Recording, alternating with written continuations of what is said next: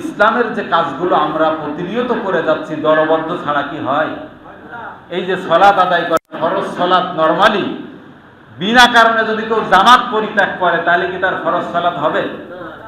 এবার রমজানের সিয়াম পালন করা বাংলাদেশের মানুষ যদি মনে করে আষাঢ় শ্রাবণ মাসে করব, আর অন্য দুনিয়ার লোক যা করে করুক, হবে? যখনই রমজান মাস তখনই সিয়াম, কথা ঠিক কিনা? হজের মৌসুমে এবার মনে হয় প্রায় 20 লাখ মানুষ হজ করেছে মনে হয়, নাকি কম বেশি হতে পারে। তো এই লক্ষ লক্ষ মানুষ এক জায়গায় হইলে যারা সেখানে গিয়েছেন তারা তো জানেনি যে কত কষ্ট হয়। এখন বাঙালিরা যদি মনে করে যে জিলহজ মাসে না, আমরা একটু নিরিবিলি মহরম মাসে যে হজ করে আনি, হবে? তাহলে ইসলামের আবশ্যিক কাজগুলো কিন্তু দলবদ্ধভাবে ছাড়া হচ্ছে না। তাহলে এইগুলোকে সমাজে যদি ইসলাম কায়েম করতে হয়, সেটা কি আমার ব্যক্তি একার পক্ষে সম্ভব? আল্লাহ স্পষ্ট বলেছেন, ফাতাসিমু বিহাবলিল্লাহি জামিআও ওয়ালা তাফাররাকু। সংঘবদ্ধভাবে আল্লাহর রজ্জুকে আঁকড়িয়ে ধরো। কার কথা?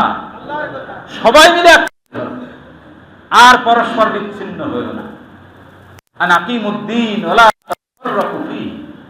আল্লাহ বলছেন দিন কায়েম করো, এ ব্যাপারে মতপার্থক্যের সৃষ্টি করো না।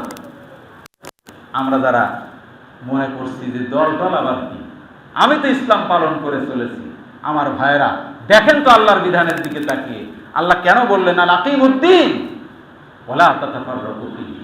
শুধু দিন কায়েমের কাজ করবে না, দিন কায়েমের কাজ করো আর মতপার্থক্য সৃষ্টি করো না, আল্লাহর নির্দেশনা। সুতরাং এই নির্দেশনার আলোকে আমরা যদি আমাদের ব্যক্তি জীবনটাকে প্রথমত গড়তে পারি, আমার ব্যক্তি জীবনটা যদি পরিপূর্ণ হয়, কোরআনের আলোকে আমি সাজাতে পারি, তাহলে আমার পরিবার সাজানোর জন্য আর একজন লোক ডেকে লাগবে। কিন্তু এই কোরআনকে আমরা ওই যে সূরা ফুরকানের 30 নম্বর আয়াতে যে কথাটা আল্লাহ রাসূল কিয়ামতের দিন বললেন, যে তালিকাটা আল্লাহর নবীর এনওসি থাকবে না, সুপারিশ থাকবে না, সেখানে আমরা কি সে তালিকার অন্তর্ভুক্ত হতে চাই নাকি ভাই? আমরা চাই সেই তালিকায় অন্তর্ভুক্ত হতে, যে তালিকায় রাসূলের এনওসি থাকবে, অবজেকশন সার্টিফিকেট থাকবে এবং স্পেশালি সুপারিশ থাকবে। আল্লাহ তাআলা যাদের জন্য জান্নাতের ফয়সালা দিবেন, আমরা সেই তালিকায় থাকতে চাই নাকি? রাজি আছি তো ইনশাআল্লাহ? যদি আমরা রাজি থাকি তাহলে কোরআনওয়ালা হতে হবে। কোরআনকে পরিত্যাগকারী হিসাবে আমি বিবেচিত হলে হবে না। এখনো যদি আমি প্রশ্ন করি এখানে আমার ভাইরা কতজন আমরা কোরআন তেলাওয়াত করতে পারি, 100% হাত কি উঁচু হবে? অথচ ওয়াজ নসিহত তো জীবনে কম শোনেন। আপনারা শুনলে হয়তো আশ্চর্য হবেন যে গোটা দুনিয়ায় বাংলাদেশে যে ওয়াজ মাহফিল হয়, এত ওয়াজ মাহফিল গোটা দুনিয়ার কোনো দেশে হয়? আমার প্রিয় ভাইরা, কোন ওয়াজ মাহফিলে কি কোরআন হাদিসের বাইরে অন্য কিছু বলে? হয়তো কিছু কিসসা কাহিনী কোনো ওয়াইজিন বলতে পারে, নরমালি নামাজ পড়ো, রোজা রাখো, তারপরে সুদ খেও না, এসব কথাই তো বলে। কি বলে না? নাকি বলে তোমরা নামাজ পড়ি না, এই কথা বলে? তাহলে ওয়াজ মাহফিলে আমাদের যে নির্দেশনাগুলো দেওয়া হয়, সে বক্তা যে মানেরই হোক না কেন, আমরা সে নির্দেশনাটাও যদি এতদিন মেনে নিতে পারতাম, আমাদের জীবন কিন্তু ধন্য হয়ে যেত। আমার প্রিয় ভাইরা, আমরা ব্যর্থ এই জন্যে যে কিয়ামতের দিন যে কোরআনের ব্যাপারে প্রশ্ন করা হবে, সেই কোরআনটা আমরা এখনো পড়তে পারিনি। যারা এখনো কোরআন আমরা শিখিনি, বলবেন যে ভাই জীবনের যে পর্যায়ে এসেছি এখন আর কিভাবে সম্ভব? আপনি মোবাইল ফোন চালান না? এখানে যারা আছে, এখানে ইলিটারেট কি একজনও পাওয়া যাবে না? বলেন, ইলিটারেট পর্যন্ত অক্ষর জ্ঞান নেই। তো অক্ষর জ্ঞানহীন মানুষ কি মোবাইল চালায় না? বলেন, মোবাইল চালায়। কারণ মোবাইল তার জীবনের অবিচ্ছেদ্য একটা অংশ হয়ে পরিণত হয়েছে। একান্ত জরুরি, আমি যদি আমার জীবনের একান্ত জরুরি এই কোরআনটাকে মনে করতাম, একটু বুকে হাত দিয়ে বলেন তো দেখি, এখানে কোরআন না জানা একজন লোক পাওয়া যায় নাকি? বলেন। কিন্তু কই, ডাক্তার যখন বলে যে আপনি হার্টের রোগী, আপনি গোশ খাবেন না, আপনি তৈলাক্ত জিনিস খাবেন না, ডাক্তার যখন নিষেধ করে যে আপনার হার্টের অবস্থা খুব খারাপ, আপনাকে কিন্তু ওপেন হার্ট করা লাগতে পারে, ওপেন হার্ট সার্জারি, আমার ভাইয়েরা বলেন তো, তখন গরুর গোশত, ছাগলের গোশত সামনে আসলে ডাক্তারের ওই নিষেধাজ্ঞা মনে পড়ে না পড়ে না?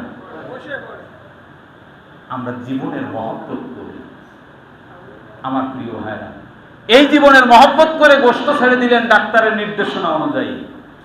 আপনার এই হায়াতে জিন্দেগি কতদিন হবে বলেন তো? 100 বছর, 110 বছর, তার বেশি কি আর আশা আমরা করতে পারছি এখন? আল্লাহ চাইলে বেশি হতে পারে, নর্মালি বললাম। তাহলে এই 100 বছরের হায়াত পাওয়ার জন্য 60 বছর 50 বছর তো হয়েই গেছে, বাকি আরো 20 বছর বাঁচার জন্য ডাক্তারের কথা ভয় করে, ডাক্তারের কথা স্মরণ রেখে ওই খাবার থেকে নিজেকে, খাবারের মেনু থেকে নিজেকে বিরত রাখলাম। কিন্তু কই, আমরা যে মসজিদের মেম্বার থেকে 100% গ্যারান্টি দিয়ে বলে দিচ্ছি, আপনি যদি সুদ খান আপনি জাহান্নামী। কি বলিনি ভাই? কোনদিন বলেছি যে কোন হুজুর কি বলেছে, যেন সুদ খেলে আপনি জান্নাতে যেতেও পারেন, আবার জাহান্নামেও যা লাগতে পারে? বলেছি কোনদিন? কোন হুজুর বলেছে? আমরা স্পষ্ট গ্যারান্টি সহকারে বলে দিচ্ছি, সুদ খান, মিথ্যা কথা বলেন, জিনা ব্যভিচার করেন, এগুলা করলে জাহান্নামে। আমার ভাইরা, আনুপাতিক হারে ওই হার্টের রোগী যেভাবে গোশত খাওয়া থেকে বিরত থেকেছে, আমার মতো মোল্লার কথা শুনে সুদ ঘুষ ছেড়েছে কি এরকম বেশি বলেন? কিন্তু আপনি দুনিয়াতে যদি ডাক্তারের কথা শুনে পরিপূর্ণ হায়াতটা বেঁচেও যান 110 বছর, আর আমি যেখানে জ্বলতে হবে বলছি, কিয়ামতের দিন আপনার জাহান্নামে জ্বলতে হবে, তার শুরু আছে, কোনো শেষ আছে নাকি বলেন? কোনো শেষ নেই। তাহলে গুরুত্ব দেওয়ার দরকার ছিল কোনটা বেশি বলেন তো? ডাক্তারের কথা নাকি ইমাম সাহেবের কথা? গুরুত্ব কোনটা বেশি? মরতে তো আমার হবেই, আমি হার্ট অ্যাটাক করে মরি আর রোড অ্যাক্সিডেন্টে মরি, আমাকে মরতেই হবে। আমাকে হয় জান্নাত না হলে জাহান্নাম, আমাকে ভোগ করতেই হবে, কথা ঠিক কিনা? সুতরাং সেই জীবনের সফলতার জন্য আমি বিনীত অনুরোধ করি, আসুন আমাদেরকে গ্রহণ করতে হবে কি? আমার ব্যক্তি জীবন, আমার পারিবারিক জীবন, আমার অর্থনৈতিক জীবন, রাজনৈতিক জীবন সহ জীবনের সকল ক্ষেত্রে মানতে হবে কি? কোরআন। আমি জানি না আমার আজকের দাওয়াত আমার জীবনের শেষ দাওয়াতও হতে পারে। আমার ভাইরা, যদি আমার এই দাওয়াতটা একজন ভাইও কবুল করেন, আমার এই কথায় একজন ভাইও যদি তার জীবনের মোড়টা ঘোরান, আমার বক্তব্য সফল, আমি সফল।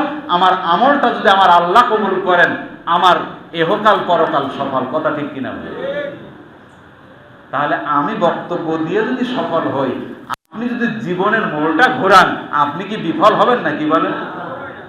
আমার প্রিয় ভাইরা, আদালতে আখেরাতে কিয়ামতের দিন এই দৃশ্যটাই কিন্তু আমার আল্লাহ দেখাই দেবে। আমি গুনাহগার, আমি যে কথাগুলো বলেছি, আমি গুনাহগার হতে পারি, কিন্তু কথাটা কার? আমার আল্লাহর কথা। সুতরাং আল্লাহর কাছে ধরা খাবো এই নিয়ত কি আমাদের আছে? না, আমরা আল্লাহর কাছে ছাড় পেতে চাই। সুতরাং ছাড় পাওয়ার জন্য আল্লাহর বিধান মানতে হবে। রাজি আছি তো ইনশাআল্লাহ? আল্লাহ তাআলা আমাদেরকে তৌফিক দান করুন, আমিন। আসসালামু আলাইকুম ওয়া রাহমাতুল্লাহ।